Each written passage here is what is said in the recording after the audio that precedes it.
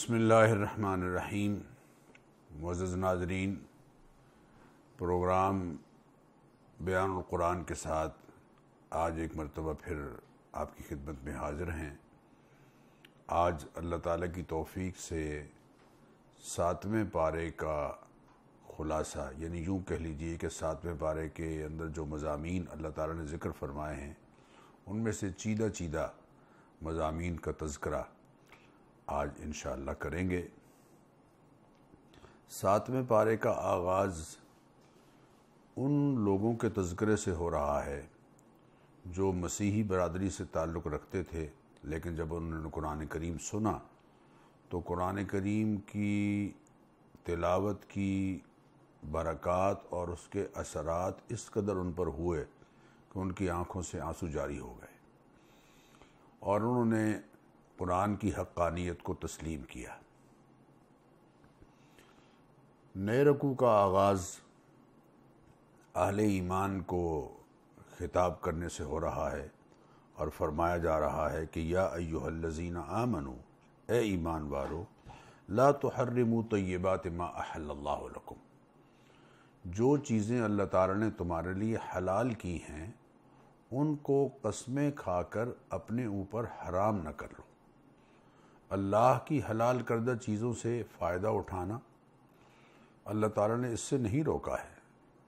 من حرم زینت اللہ التی اخرج لعبادہ والطیبات من الرزق، کس نے حرام کی ہے وہ زینت اور کس نے حرام کیے ہیں وہ پاکیزہ رزق جو اللہ تعالیٰ نے اپنے بندوں کے لیے نکالے ہیں، رکھے ہیں۔ اللہ کی نعمتوں سے بھرپور فائدہ اٹھائیے، بس اتنا خیال کیجئے کہ وہ جائز ہوں، حلال ہوں، پاکیزہ ہوں اور ویسے ان کو استعمال کیا جائے جیسے اللہ اور اس کے رسول صلی اللہ علیہ وسلم کی تعلیمات ہیں۔ اس کے بعد پھر اللہ تعالیٰ نے خاص طور پر ذکر فرما دیا کہ وَكُلُوا مِمَّا رَزَقَكُمُ اللَّهُ حَلَالًا طَيِّبًا، کھاؤ اس میں سے جو اللہ نے تمہیں رزق کے طور پر عطا فرمایا ہے، بشرطے کہ وہ حلال ہو اور پاکیزہ ہو۔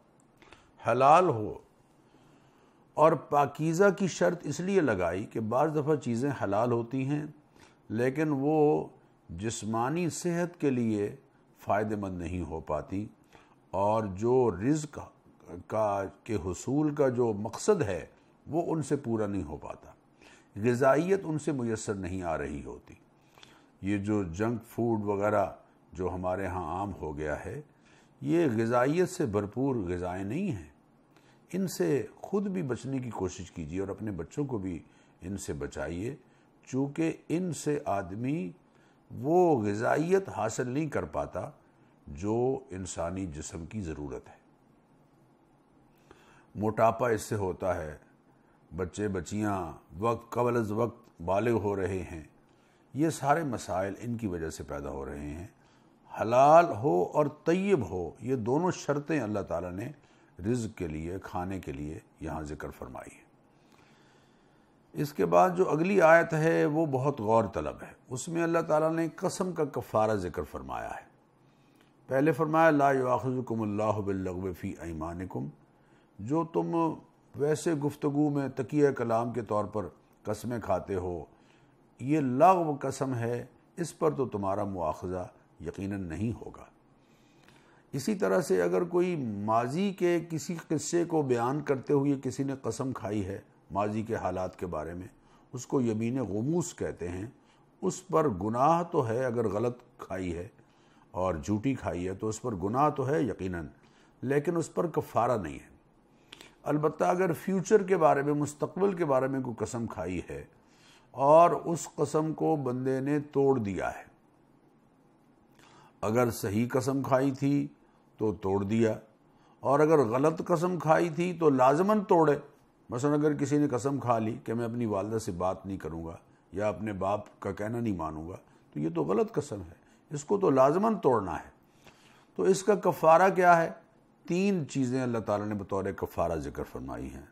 فَكَفَّارَتُهُ إِطْعَامُ 10 مَسَاكِينَ مِنْ أَوْسَطِ مَا تُطْعِمُونَ أَهْلِيكُمْ، جو درمیانہ کھانا تم اپنے گھر والوں کو کھلاتے ہو، صبح شام 10 مسکینوں کو ایک دن کھانا کھلانا ہے، صبح شام 10 مسکینوں کو، یعنی 2 وقت کا کھانا 10 مسکینوں کو، وہ کھانا جو درمیانی سطح کا اپنے گھروں میں پکتا ہے اور اپنے گھر میں اپنے گھر والوں کو تم کھلاتے ہو۔ او کسوتہم، یا دوسرا، پہلا تو ہے نا اوسط درجے کا کھانا 10 مسکینوں کو 2 ٹائم کھلایا جائے، اور دوسرا یہ ہے کہ ان کو کپڑے پہنا دیے جائیں، یعنی 10 جوڑے کپڑوں کے 10 مسکینوں میں تقسیم کر دیے جائیں، اور جس کے پاس نہ کھانا کھلانے کی استطاعت ہو، نہ کپڑوں کا جوڑا دینے کی استطاعت ہو، اس کے لیے یہ ہے کہ فَمَن لَّمْ يَجِدْ فَصِيَامُ ثَلَاثَةِ أَيَّامٍ، وہ 3 دن کے روزے رکھے۔ ذَلِكَ كَفَّارَةُ أَيْمَانِكُمْ إِذَا حَلَفْتُمْ، یہ تمہاری قسموں کا کفارہ ہے جب تم قسم کھا بیٹھو۔ اول تو قسم مت کھاؤ، حضرت پیران پیر شیخ عبد القادر جیلانی رحمۃ اللہ علیہ فرمایا کرتے تھے کہ قسم کھانے تک معاملے کی نوبت ہی نہ آئے، لیکن اگر قسم کھا لی ہے تو اور پھر اس کو توڑا ہے تو اب وہ کفارہ ہے جو اللہ تعالیٰ ارشاد فرما رہے ہیں۔ اور اللہ ساتھ ہی یہ بھی فرما رہے ہیں وَاحْفَظُوا أَيْمَانَكُمْ، اپنی قسموں کی حفاظت کیا کرو۔ لا تجعلوا اللہ عرضة لأیمانکم، اللہ تعالیٰ کو اپنی قسموں میں ڈھال نہ بناؤ، مذاق نہ بناؤ اس کو، اور قسم کھا لی ہے اور توڑی ہے تو یہ کفارہ ہے جو اس آیہ کریمہ میں اللہ تعالیٰ نے ارشاد فرمایا۔ اس کے بعد معزز ناظرین، سورہ مائدہ کی آیت نمبر 90-91 میں اللہ تعالیٰ نے شراب کی حرمت کا اور جوئے کی حرمت کا حتمی آرڈر جاری فرمایا۔ یا ایھا الذین آمنوا، اے ایمان والو، انما الخمر والمیسر، شراب اور جوا، والانصاب، اور یہ جو پانسے ہیں، بت ہیں، یعنی استھان ہیں، اور والازلام، اور وہ جن پانسے کے جن کے ذریعے سے تم قسمت کا حال معلوم کرتے ہو، تیر کی شکل میں ہوتے تھے، اس سے لوگ قسمت کا حال معلوم کرتے تھے۔ رجسن، یہ غلاظت ہیں۔ پہلی بات یہ ہے کہ یہ رجسن، یہ غلاظت ہیں، گندگی ہیں، من عمل الشیطان۔ دوسرے یہ کہ یہ شیطانی کام ہے، شیطانی کرتوت ہے، انسانوں کے کرتوت نہیں ہیں۔ اور فجتنبوہ، اس سے اپنے آپ کو بچو اس سے۔ دیکھیے دوسرے مقام پر اللہ تعالیٰ نے ایک جگہ حرمت والی چیزوں کا ذکر کرتے ہوئے فرمایا کہ لا اجد فیما اوحی الی محرما علی طاعم یطعمہ الا ان یکون میتۃ او دما مسفوحا او لحم خنزیر فانہ رجس، خنزیر کے گوشت بھی تمہارے لیے حرام ہے کیونکہ یہ رجس ہے۔ جو لفظ اللہ نے خنزیر کے گوشت کے لیے استعمال کیا ہے، بالکل وہی لفظ اللہ تعالیٰ نے شراب کے لیے استعمال کیا ہے۔ تو جیسے خنزیر کا گوشت حرام ہے اور نجس ہے، ویسے ہی شراب بھی نجس ہے۔ ضروری نہیں ہے کہ اس کے لیے حرمت کا لفظ آئے، قرآن کریم میں حرام بیان کرنے کے لیے مختلف الفاظ آئے ہیں، ان میں سے ایک اجتناب بھی ہے کہ اس سے بچو۔ اور صحابہ کہتے ہیں کہ جب یہ آیت نازل ہوئی تو ہم نے فوراً کہا انتہینا، ہم باز آئے۔ اور نبی کریم علیہ الصلاۃ والتسلیمات جن پر یہ آیت اتری ہے، انہوں نے جب یہ آیت اتری تو اس وقت یہ فرمایا تھا کہ اللہ تعالیٰ نے تم پر شراب کو حرام قرار دے دیا ہے، جس کی بڑی مقدار تمہیں نشے میں مبتلا کرے اس کی تھوڑی مقدار بھی استعمال کرنا حرام ہے۔ اور ساتھ ہی یہ آیت پڑھی تھی جو میں آپ کے سامنے پڑھ رہا ہوں، انما یرید الشیطان، شیطان یہ چاہتا ہے کہ تمہارے درمیان دشمنی اور بغض پیدا کر دے، اور تمہیں اللہ جوئے کے ذریعے سے اور شراب کے ذریعے سے تمہیں اللہ کے ذکر سے، اللہ کی یاد سے روکے اور نماز سے روکے۔ تو فہل انتم منتہون، کیا تم باز آتے ہو یا نہیں آتے ہو؟ یہ ایک بڑا زوردار سوال ہے۔ باز آنے والے ہو ان چیزوں سے کہ نہیں؟ یہ ڈانٹ کا انداز ہے، باز آؤ اس سے۔ تو صحابہ نے کہا انتہینا، ہم باز آئے۔ وَأَطِیعُوا اللَّهَ وَأَطِیعُوا الرَّسُولَ وَاحْذَرُوا، اور اللہ کی اطاعت کرو، اللہ کے رسول کی اطاعت کرو، اور اللہ کے رسول کی اطاعت کے ساتھ ساتھ برائیوں سے بچتے رہو۔ وَاحْذَرُوا، برائیوں سے بچتے رہو۔ فَإِن تَوَلَّيْتُمْ، اور اگر تم باز نہ آئے تو فَاعْلَمُوا أَنَّمَا عَلَىٰ رَسُولِنَا الْبَلَاغُ الْمُبِينُ، تو جان لو کہ ہمارے رسول کے ذمہ تو صرف یہ ہے کہ وہ خیر کی بات تم تک پہنچا دیں، اب ماننا نہ ماننا یہ تمہاری مرضی ہے، مانو گے تو فائدہ اٹھاؤ گے، نہیں مانو گے تو نقصان اٹھاؤ گے۔ شراب سے انسانوں کی صحت برباد ہو رہی ہے، جگر، گردے کے مسائل، جسمانی مسائل اور طلاقیں بڑھ رہی ہیں اور مسائل گھروں میں پیدا ہو رہے ہیں۔ خدا را اس گند سے اور غلاظت سے اپنے آپ کو خود بھی بچائیں اور اوروں کو بھی اس کی تعلیم دیں۔ اللہ ہمیں اس کی توفیق عطا فرمائے۔ معزز ناظرین، اس کے بعد اگلی آیات میں اللہ تعالیٰ نے حالت احرام میں شکار سے منع کیا ہے۔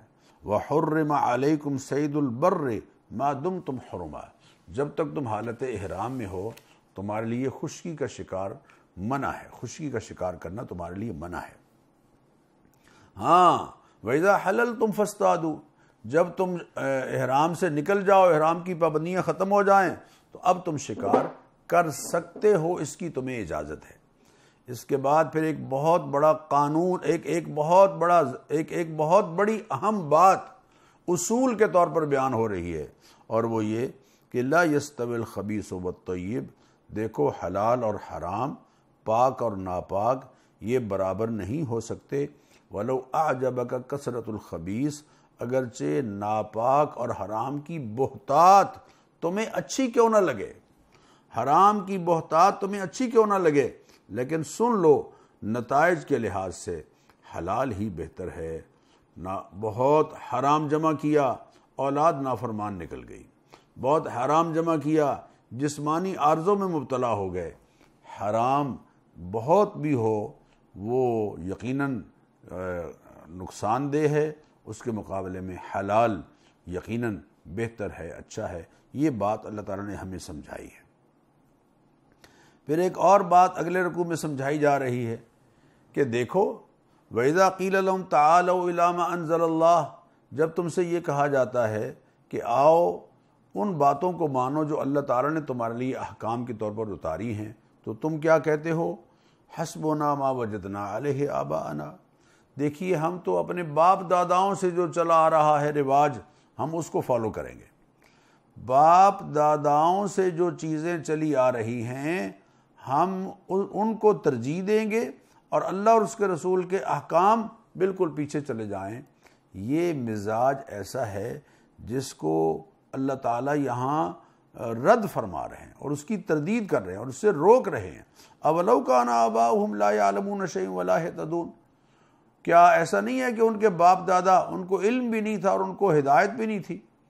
تو تم تک اگر ہدایت پہنچ گئی ہے اور صحیح بات تم تک پہنچ گئی ہے تو اب باپ داداؤں کی تقلید کرنے کی بجائے اللہ اور اس کے رسول کی تعلیمات کو پیش نظر رکھو۔ باپ دادا کی بات ماننا اس وقت تک جائز ہے جب تک وہ اللہ اور اس کے رسول کی تعلیمات سے متصادم نہ ہو۔ ہاں اگر اللہ اور اس کے رسول کی تعلیمات سے متصادم رواج ہیں، متصادم رسمیں ہیں، متصادم طور طریقے ہیں، بچے کی پیدائش کے موقع پر، کسی آدمی کے انتقال کے موقع پر جتنی رسمیں ہیں، شادی کے موقع پر جتنی رسمیں ہیں، یہ اگر اللہ اور اس کے رسول کی تعلیمات سے متصادم ہیں، ٹکراتی ہیں، تو باپ داداؤں سے چلے آ رہے رواج چھوڑیں گے اور اللہ اور اس کے رسول کی تعلیمات کو پیش نظر رکھیں گے۔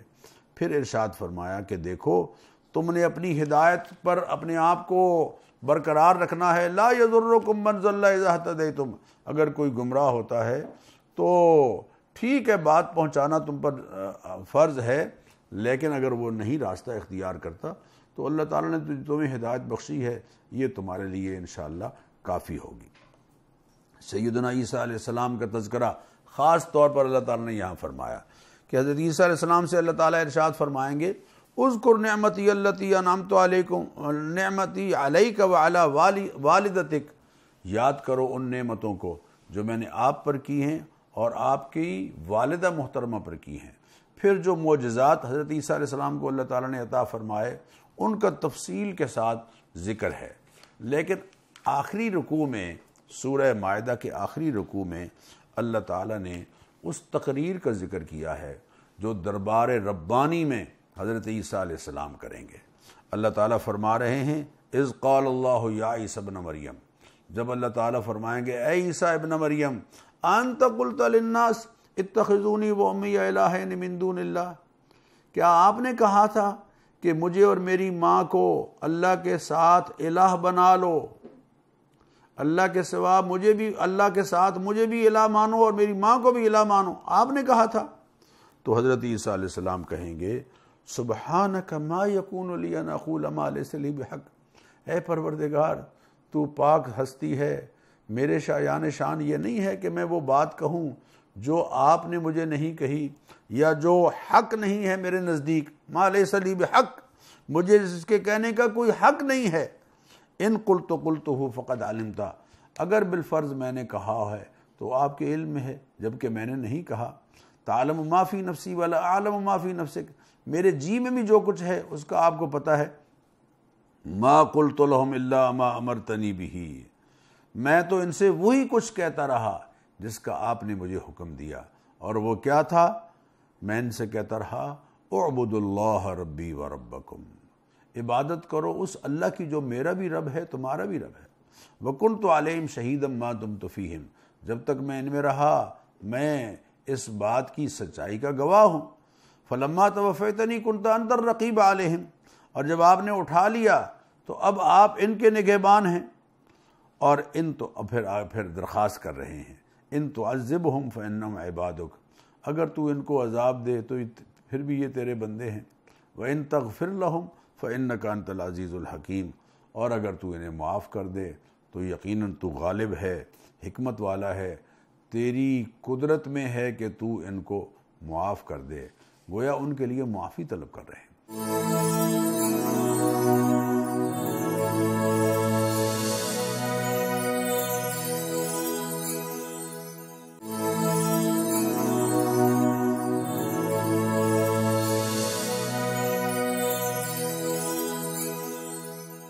اور ساتھ ہی اللہ تعالیٰ نے ارشاد فرما دیا سورت کے بالکل آخر میں کہ دیکھو قال اللہ ھذا یوم ینفع الصادقین صدقہم، اللہ فرمائیں گے یہ وہ دن ہے کہ جس دن سچوں کو ان کی سچائی کام آئے گی، حق پر مبنی جو ان کا عقیدہ ہے وہ کام آئے گا، ان کے لیے جنتیں ہیں اور اللہ ان سے راضی ہے اور وہ اللہ سے راضی ہیں۔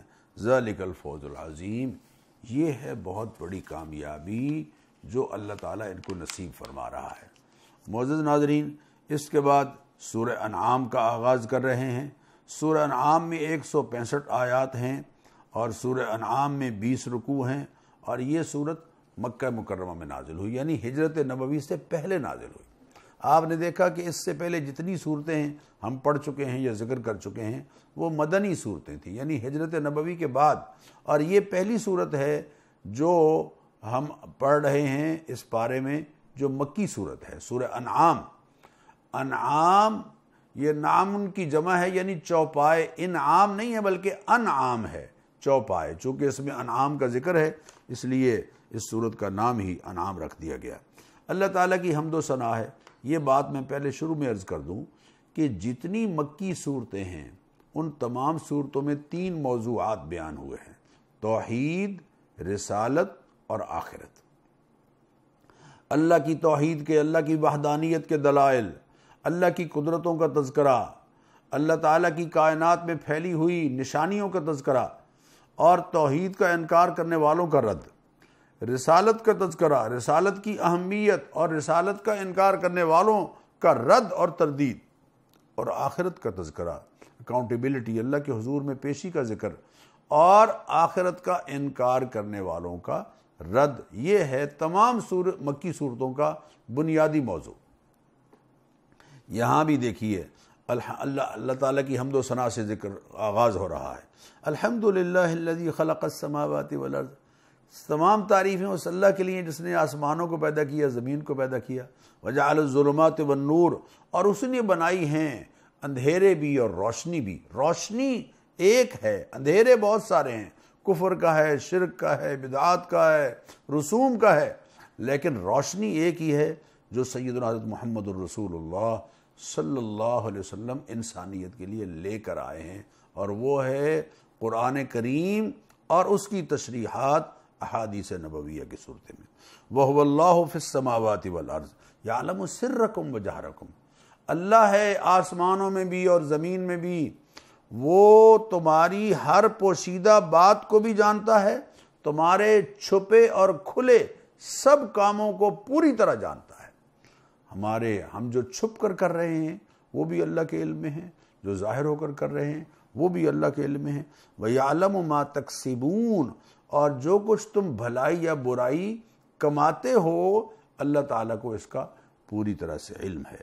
یہ بات سمجھائی، اور پھر سمجھایا کہ دیکھو اللہ تعالیٰ کی طرف سے جو انبیاء علیہ الصلوۃ والتسلیمات تشریف لائے ہیں وہ اعلیٰ درجے کے انسان تھے، بشر تھے، اکمل اشرف اور احسن اور اجمل۔ اور اللہ اگر زمین پر کسی فرشتے کو بھی بھیجتا تو اس کو بھی انسانی صورت میں ہی بھیجتا، چونکہ انسانوں کو رہنمائی کے لیے کسی ماڈل کی ضرورت ہے، وہ ماڈل ان کے لیے فرشتہ نہیں ہو سکتا بلکہ انسان۔ اس کے بعد جو اگلا رکوع ہے، یعنی اس سورت کا دوسرا اور پارے کا 8واں رکوع، اس میں بار بار معزز ناظرین قل آیا ہے، یعنی 8 مرتبہ قل آیا ہے، لفظ قل۔ اور لفظ قل وہ تقریریں ہیں جو اللہ تعالیٰ نے اپنے حبیب کریم علیہ الصلوۃ والتسلیمات سے کروائی، اور وہ اقرار ہے جو نبی کریم علیہ الصلوۃ والتسلیمات نے اپنے حبیب کریم علیہ السلام کی زبان مبارک سے کروایا ہے۔ فرمایا قل سیروا فی الارض، اے حبیب آپ ان سے کہہ دیجئے زمین میں سفر کرو، ٹریول کرو، ثم انظروا کیف کان عاقبۃ المکذبین، پھر دیکھو کہ جھٹلانے والوں کا کیا انجام ہوا۔ قوم عاد، قوم سمود، قوم فرعون، قوم لوط، قوم نوح، ان سب کا انجام کیا ہوا ہے اپنی آنکھوں سے تم دیکھ سکتے ہو۔ پھر قل لمن ما فی السماوات والارض، آپ پھر دوسری تقریر کیجئے اور کہہ دیجئے کہ آسمان و زمین کا سب کچھ کس کے لیے ہے۔ قل للہ، آپ کہہ دیجئے سب کچھ اللہ کی ملکیت ہے۔ کتب علی نفسہ الرحمہ، سبحان اللہ، اللہ نے رحمت کو اپنے اوپر لازم کر لیا ہے۔ کتنی بڑی بشارت ہے معزز ناظرین کہ اللہ خود فرما رہے ہیں کتب علی نفسہ الرحمہ، اس نے رحمت کو اپنے اوپر لازم کر لیا ہے۔ لَيَجْمَعَنَّكُمْ إِلَىٰ يَوْمِ الْقِيَامَةِ لَا رَيْبَ فِيهِ، وہ قیامت کے دن تمہیں اکٹھا کرے گا، ایسا دن کہ جس کے آنے میں کوئی شک نہیں۔ تیسرا قل جو ہے، فرمایا جو اللہ کے آسمانوں اور زمینوں کا بنانے والا ہے وہ یطعم ولا یطعم، وہ کھلاتا ہے، خود کسی سے روزی نہیں لیتا۔ جو روزی لیتا ہے اوروں سے وہ لوگوں کا مشکل کشا نہیں ہو سکتا۔ مشکل کشا وہی ذات ہے جو اللہ ہے، وحدہ لا شریک۔ یہ اللہ اپنے حبیب کریم علیہ الصلوۃ والتسلیمات کی زبان مبارک سے اعلان کروا رہے ہیں۔ قل انی امرت ان اکون اول من اسلم، آپ ان سے کہہ دیجئے کہ مجھے اس بات کا حکم ملا ہے کہ میں سب سے پہلا اللہ کا فرما بردار بن کے دکھاؤں لوگوں کو اپنے ماڈل کے طور پر۔ ولا تکونن من المشرکین، اور ہرگز شرک کرنے والا نہ ہوں۔ اللہ کے حبیب سے تو یہ بعید ہے، محال ہے، لیکن ہمیں درس ہے کہ جب اللہ کے حبیب سے یہ اقرار کروایا جا رہا ہے تو ہم کس بات کی مولی ہیں، ہم بھی شرک سے بچنے والے ہوں گے، ہم بھی اللہ تعالیٰ کے فرما بردار بننے والے ہوں گے۔ قل انی اخاف ان عصیت ربی عذاب یوم عظیم، اگر کوئی نافرمانی اللہ تعالیٰ کی ہو نعوذ باللہ تو اس پر کڑے عذاب اور کڑی سزا سے میں ڈرتا ہوں۔ اللہ کے حبیب صلی اللہ علیہ وسلم سے اللہ کی نافرمانی محال ہے، ناممکن ہے، لیکن ہمیں یہ درس دیا جا رہا ہے کہ جب اتنی بڑی ہستی اللہ تعالیٰ کے حضور یہ اقرار کر رہی ہے تو ہماری کیا مجال ہے، ہم بھی اللہ کے نافرمانی کا خدا نخواستہ اگر ارتکاب کریں گے تو اللہ تعالیٰ کی طرح سے پکڑ سے نہیں بچ پائیں گے۔ وَإِن يَمْسَسْكَ اللَّهُ بِضُرٍّ فَلَا كَاشِفَ لَهُ إِلَّا هُوَ، اللہ اگر کسی کو نقصان طے کر دے تو اس نقصان کو کوئی دور کرنے والا نہیں۔ وَإِن يَمْسَسْكَ بِخَيْرٍ فَهُوَ عَلَى كُلِّ شَيْءٍ قَدِيرٌ، اور اگر اللہ کسی کو بھلائی اور خیر پہنچانا چاہے تو اس کو کوئی روک نہیں سکتا، وہ پوری طرح قادر ہے کہ وہ خیر اس کو پہنچا دے۔ معلوم ہوا کہ مشکلیں حل کرنے والا اور مصائب دور کرنے والا اللہ کے سوا اور کوئی ہے نہیں، اور یہ جملہ بار بار قرآن کریم میں آیا ہے یمسسک اللہ بضر فلا کاشف لہ الا ہو، اگر تکلیف اللہ پہنچانا چاہے تو اس کو کوئی دور نہیں کر سکتا، مشکلیں حل کرنے والی ذات اللہ کی ذات ہے۔ یہ بات اللہ نے اپنے حبیب کریم علیہ الصلوۃ والتسلیمات سے اظہار کروائی ہے۔ اور پھر فرمایا کہ دیکھیے میری طرف یہ قرآن اس بات کے لیے اترا ہے اَإِنَّكُمْ لَتَشْهَدُونَ أَنَّ مَعَ اللَّهِ آلِهَةً أُخْرَىٰ، کیا تم یہ سمجھتے ہو کہ اللہ کے ساتھ کوئی اور بھی الہ ہے؟ قُلْ لَا أَشْهَدُ، آپ ان سے کہہ دیجئے میں اس بات کی گواہی نہیں دیتا کہ اللہ کے سوا کوئی اور بھی الہ ہے۔ انما قل انما هو الہ واحد، میں تو یہ کہتا ہوں کہ اللہ صرف اکیلا الہ ہے، معبود ہے۔ وَإِنَّنِي بَرِيءٌ مِّمَّا تُشْرِكُونَ، اور جو تم شرک کرتے ہو میں اس سے بری ہوں۔ اہل کتاب اے حبیب آپ کو ایسے ہی پہچانتے ہیں جیسے اپنی اولاد کو پہچانتے ہیں، لیکن وہ ضد اور حسد کی وجہ سے آپ پر ایمان نہیں لا رہے۔ اور وَيَوْمَ نَحْشُرُهُمْ جَمِيعًا، جس دن ہم سب لوگوں کو اکٹھا کریں گے، ثُمَّ نَقُولُ لِلَّذِينَ أَشْرَكُوا، پھر ہم مشرکوں سے، شرک کرنے والوں سے کہیں گے أَيْنَ شُرَكَاؤُكُمُ الَّذِينَ كُنتُمْ تَزْعُمُونَ، کہاں ہیں تمہارے وہ شریک معبود جن کے بارے میں تم سمجھتے تھے کہ یہ تمہارے الہ ہیں اور تمہارے معبود ہیں۔ ثُمَّ لَمْ تَكُنْ فِتْنَتُهُمْ، ان کے پاس کوئی فریب نہیں ہوگا، إِلَّا أَنْ قَالُوا، سوائے اس کے کہ وہ یہ کہیں گے وَاللَّهِ رَبِّنَا مَا كُنَّا مُشْرِكِينَ، ہمیں اے پروردگار تیرے رب ہونے کی قسم ہے کہ ہم تیرے ساتھ شرک نہیں کرتے تھے۔ اللہ فرمائیں گے جھوٹ بولتے ہو، تم تو شرک کر رہے تھے، اور آج شرک کی جو سزا ہے اس سے یقیناً تم نہیں بچ پاؤ گے۔ پھر اللہ تعالیٰ نے اس طبقے کا ذکر فرمایا کہ جو دنیا کی زندگی کو ہی سب کچھ سمجھتا ہے۔ وَقَالُوا، اور وہ یہ کہتے ہیں إِنْ هِيَ إِلَّا حَيَاتُنَا الدُّنْيَا وَمَا نَحْنُ بِمَبْعُوثِينَ، یہ دنیا ہی کی زندگی سب کچھ ہے اور ہم نے دوبارہ نہیں اٹھائے جانا ہے، زمانے کی گردش نے ہمیں ہلا کر کے رکھ دیا ہے، بس دنیا ہی سب کچھ ہے۔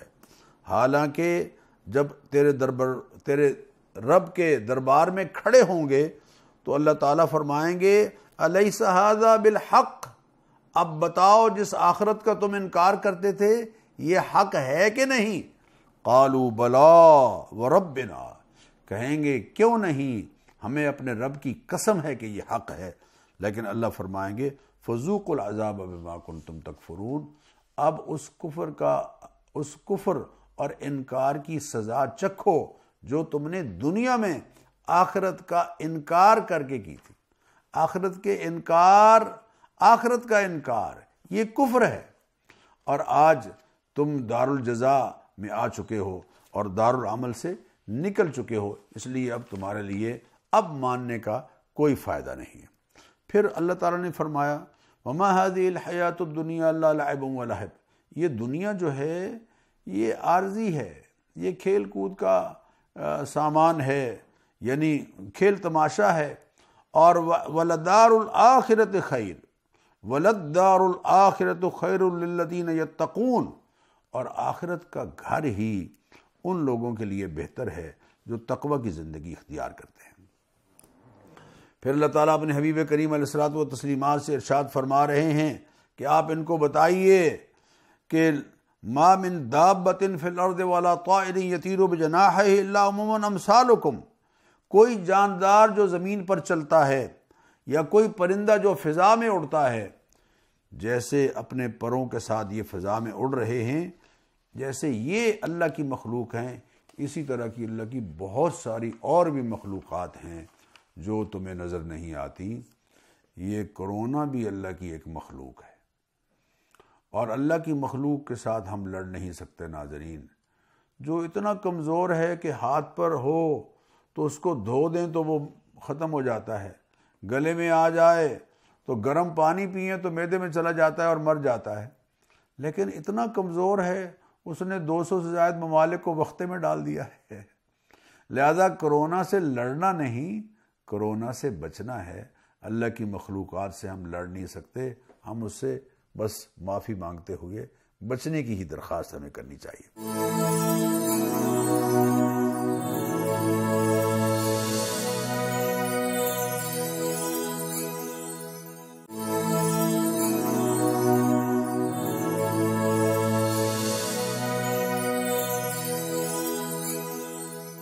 پھر اللہ تعالیٰ ارشاد فرما رہے ہیں کہ یہ جو مصائب اور آلام آتے ہیں یہ آزمائشیں ہیں ایک. اور کیوں آزمائشیں ہم ڈالتے ہیں؟ دیکھیے، غور کیجئے. یعنی سورہ انعام کا یہ 4واں رکوع ہے، 5واں رکوع ہے، اور پارے کا یہ 11واں رکوع ہے، اور آغاز اس بات سے ہو رہا ہے کہ وَلَقَدْ أَرْسَلْنَا إِلَىٰ أُمَمٍ مِّن قَبْلِكَ فَأَخَذْنَاهُمْ بِالْبَأْسَاءِ وَالضَّرَّاءِ. آپ سے پہلے بہت سی امتیں گزریں، ان کی طرف ہم نے رسول بھیجے اور ان کو ہم نے مصائب اور آلام میں آزمایا. اور آزمائش کیوں آئی؟ لعلہم یتضرعون، تاکہ اللہ تعالیٰ کے سامنے عاجزی سے جھک جائیں. تکبر، غرور، ظلم، انصاف کے خلاف فیصلے اور اپنی برتری کا احساس وہ ان کے ذہنوں سے نکل جائے اور اللہ تعالیٰ کے حضور میں جھک جائیں. فلولا اذ جاءہم باسنا تضرعوا. کیوں ایسا نہیں ہوا کہ جب ان پر آفت آئی تو وہ جھک جاتے اور عاجزی اختیار کرتے؟ ولیکن قست قلوبہم، الٹا ان کے دل سخت ہو گئے.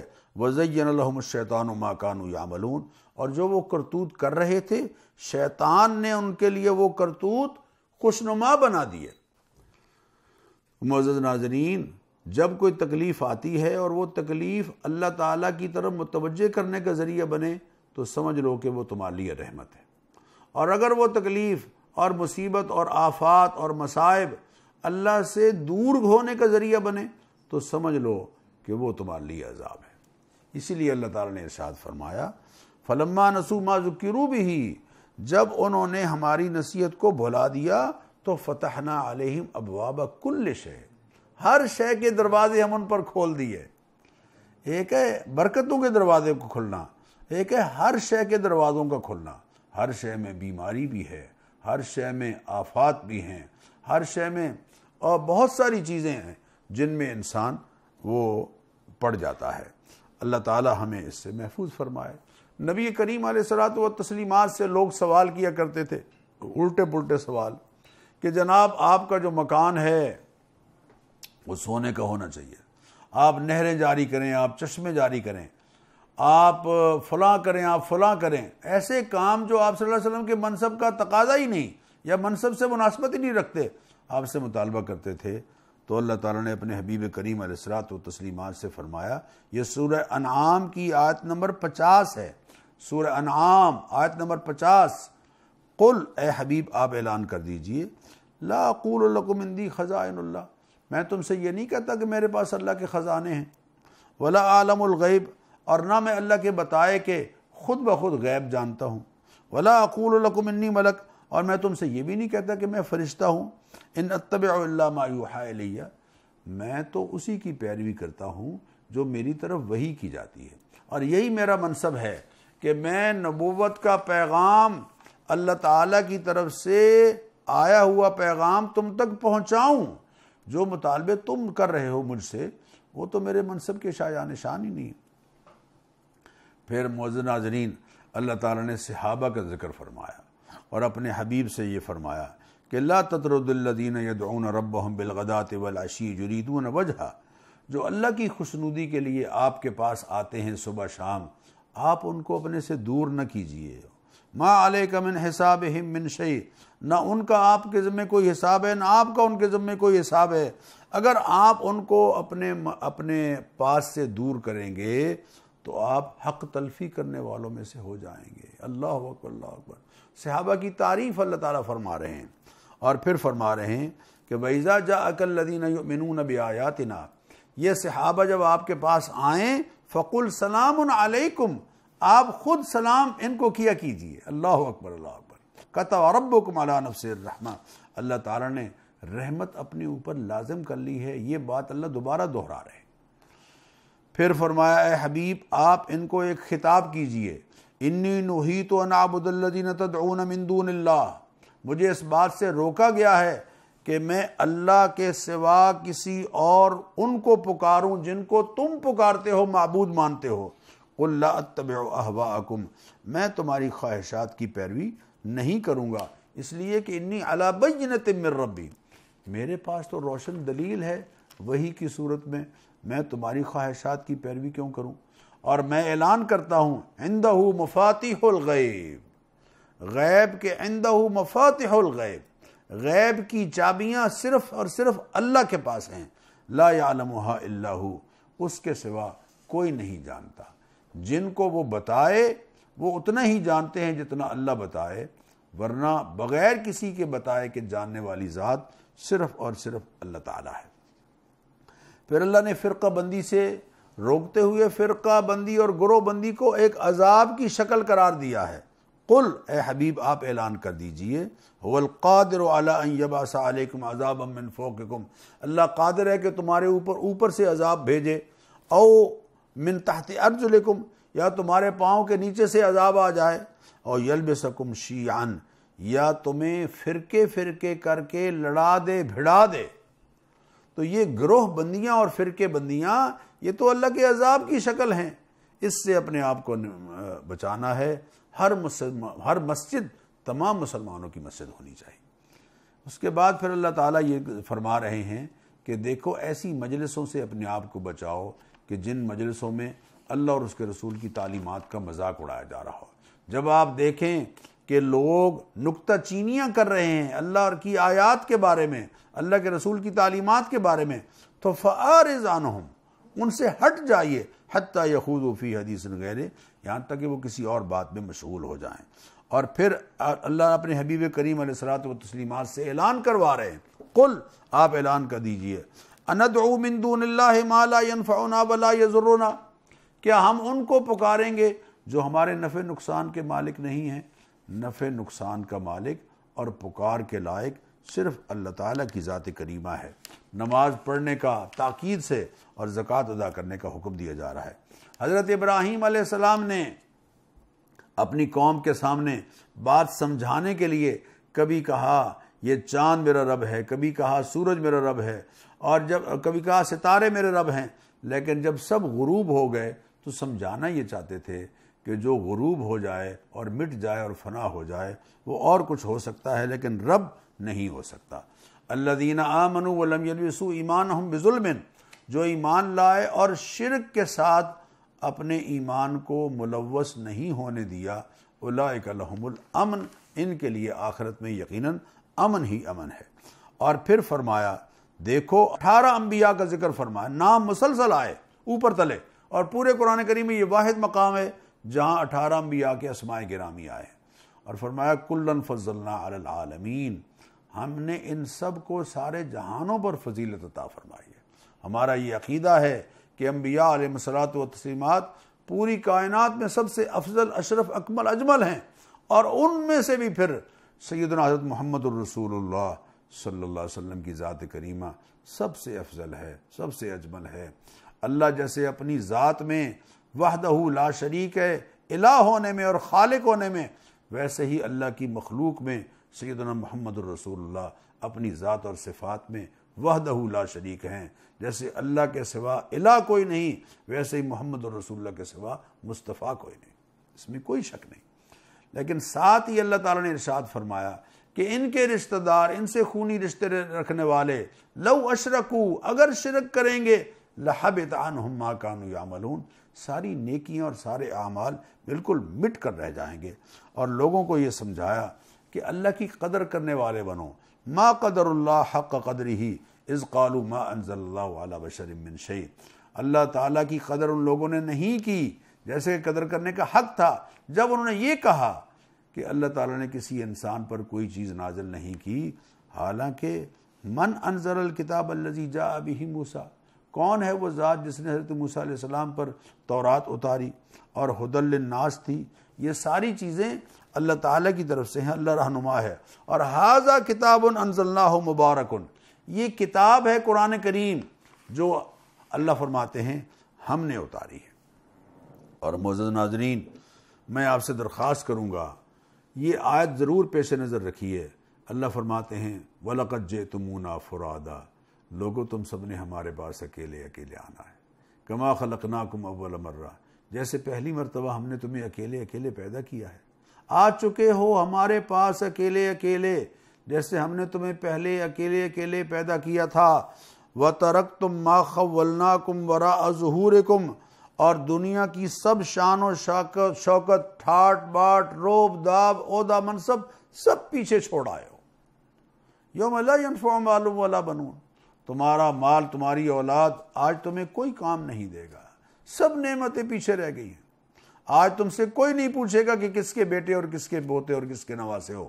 ہاں جو بات ہم تم سے پوچھیں گے، فَوَرَبِّكَ، اے حبیب تیرے رب کی قسم ہے، لَنَسْأَلَنَّهُمْ اجمعین، ہم ان سب سے ضرور پوچھیں گے، عَمَّا كَانُوا يَعْمَلُونَ، کر کے کیا آئے ہو، کیا لائے ہو، اس بازار کی کرنسی تمہارے پاس کس قدر ہے۔ یہ اللہ قرآن کریم میں سمجھا رہے ہیں۔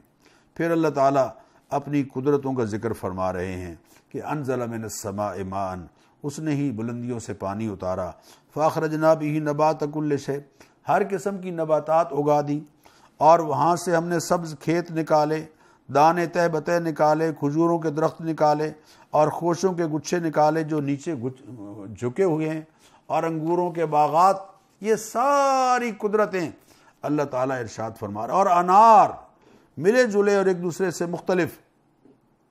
انظروا الی ثمرہ اذا اثمر وینعہ، ذرا غور سے دیکھو اس کے پھل کو جب وہ پھل لاتا ہے، اور اس کے پکنے کی کیفیت کو ذرا دیکھو تو صحیح کہ انار کے دانوں کو اس نے کس طرح پیک کر کے تمہارے پاس بھیجا ہے، اور ہر دانے کو دوسرے دانے سے ملنے نہیں دیتا۔ اللہ اکبر۔ کون ہے جو تربوز کی سبزی کو اندر کی سرخی سے نہیں ملنے دیتا، اور سیب کی سرخی کو اندر کی سفیدی سے نہیں ملنے دیتا، اور کلی کی خوشبو کو گلاب کی خوشبو سے نہیں ملنے دیتا، اور گلاب کی سرخی کو کلی کی سفیدی سے نہیں ملنے دیتا؟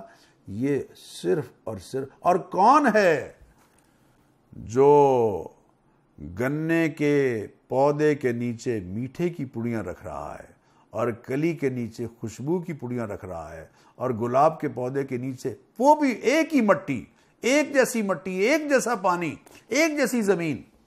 وَنُفَضِّلُ بَعْضَهَا عَلَى بَعْضٍ فِي الْأُكُلِ، ہم ہیں جو یہ تقسیم کر رہے ہیں کہ ایک ہی زمین میں جو آم کا درخت ہے اس سے میٹھا پھل حاصل ہو رہا ہے، اور جو نیمبو کا پودا ہے اس سے کھٹا پھل حاصل ہو رہا ہے۔ یہ ساری تقسیمیں کون کر رہا ہے؟ اللہ فرماتے ہیں مَا كَانَ لَكُمْ أَن تُنبِتُوا شَجَرَهَا، تم سے تو اتنا نہیں ہو سکتا کہ ایک درخت ہی اگا کے دکھا دو۔ اور معزز ناظرین، اللہ تعالیٰ قرآن کریم میں بالکل اس پارے کے آخر میں فرما رہے ہیں بدیع السماوات والارض انا یکون لہ ولد ولم تکن لہ صاحبہ، بغیر کسی مثال کے پیدا کرنے والی ذات اللہ، آسمان و زمین کو بنانے والا، انا یکون لہ ولد، اس کا بیٹا کہاں سے ہو سکتا ہے؟ ولم تکن لہ صاحبہ، اس کی تو کوئی بیوی ہی نہیں ہے، جس کی بیوی نہیں ہے اس کے ہاں بیٹا کہاں سے ہو سکتا ہے؟ اور پھر آخر میں وہ بات سمجھائی ذالکم اللہ ربکم، تمہارا رب ہے اللہ، لا الہ الا ہو، اس کے سوا کوئی الہ نہیں ہے، خالق کل شے، ہر شے کا پیدا کرنے والا ہے، فاعبدوہ، اسی کی عبادت کرو، وہو علی کل شیء وکیل، اور وہی ہر چیز کا کارساز ہے، نگران ہے۔ معزز ناظرین، آج ہم نے 7ویں پارے کے مضامین کا جائزہ لیا۔ میں آپ سے درخواست کروں گا اس پارے کو ترجمے کے ساتھ خود بھی پڑھیے اور اپنے بچوں کو بھی سنائیے، بہت انشاءاللہ العزیز قرآن سے ہمیں رہنمائی حاصل ہوگی۔ اللہ ہمیں اس کی توفیق عطا فرمائے، اور انشاءاللہ کل نئے پارے کے ساتھ یعنی 8ویں پارے کے ساتھ حاضر ہوں گے۔ اجازت دیجیے، السلام علیکم ورحمۃ اللہ وبرکاتہ۔